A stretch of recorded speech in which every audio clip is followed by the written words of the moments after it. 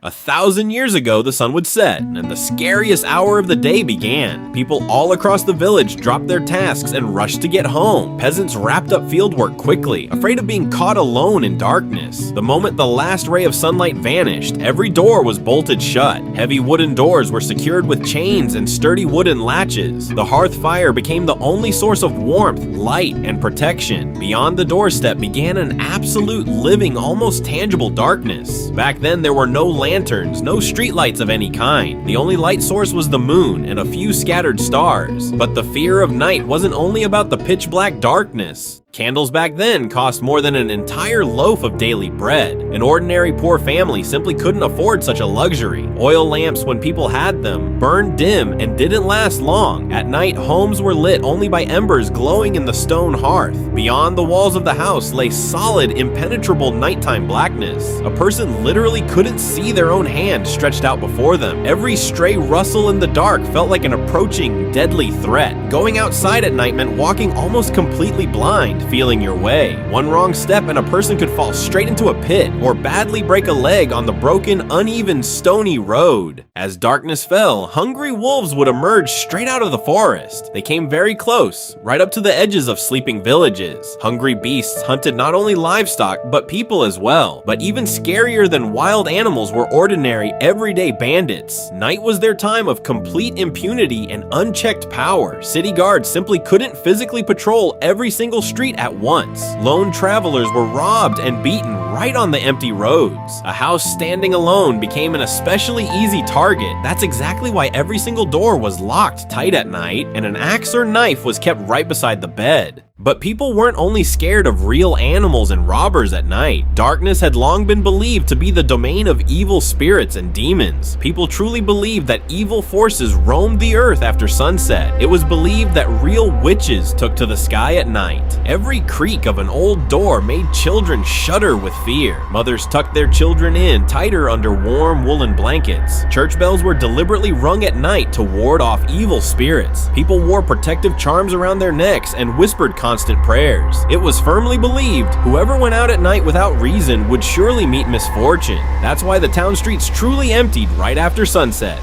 Many medieval cities officially closed their gates right at sunset. Guards raised the heavy bridges and locked the massive iron bolts. A traveler who arrived late was forced to sleep right outside the walls. Cities enforced a strict curfew known as lights out. At the signal of a special bell, residents had to extinguish the last light. The night watch carefully checked absolutely every street in the city. Anyone caught at night without good reason was arrested immediately. The law of that era saw nothing in the night except danger and crime. The nighttime silence in the city was nearly absolute and unsettling. Only the rare footsteps of the night guard occasionally broke that heavy silence.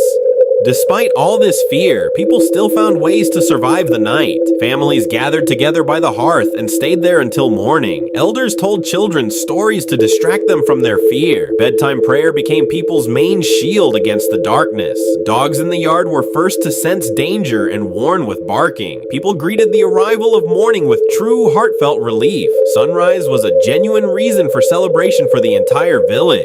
Today we turn on bright light with one simple push of a button. 1,000 years ago, such a luxury was completely unthinkable and impossible. Would you have been able to survive even one night like that? If you enjoyed this video, please leave a like, subscribe to the channel, and hit the notification bell for more amazing history videos. See you in the next one.